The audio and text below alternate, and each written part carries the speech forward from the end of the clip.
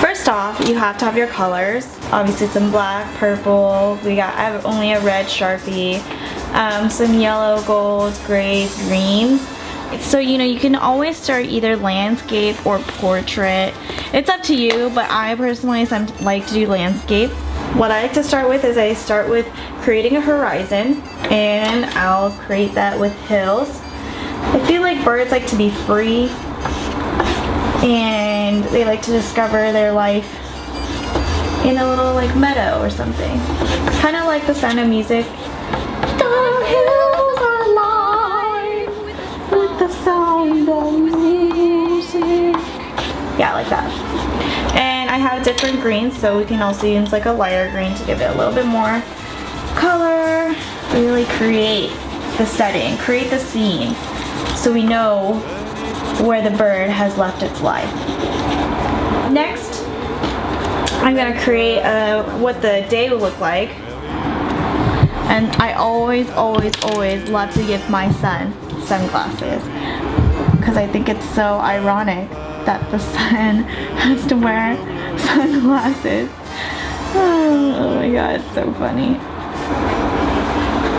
Give some clouds. So I always like to draw a tree along in the meadows as well. I'm gonna put one right here.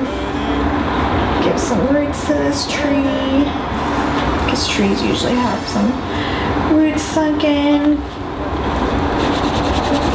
Some fabulous green leaves on top.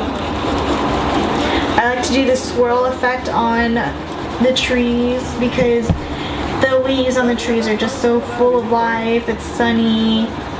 So what I like to do is I like to take my blue. I start by drawing the head, and he's usually next to the tree. I draw the body next. I got a wing hanging out right here, and a wing right here. And then there's my bird. I next take my black. I give it 2 X's so people know it's dead. And I show how it has died. And I give a little hole right here, a little hole right there. And we have an arrow coming right out of it. Next, let me shade it in a little bit so you can see how blue it is, how much life it had before it was taken from the bird. Then I draw in the blood. And to really develop the scene, I usually have the person who shot the bird running away, and then some fellow bird friends fly. Oh no. Oh well, it can be fixed. Flying away.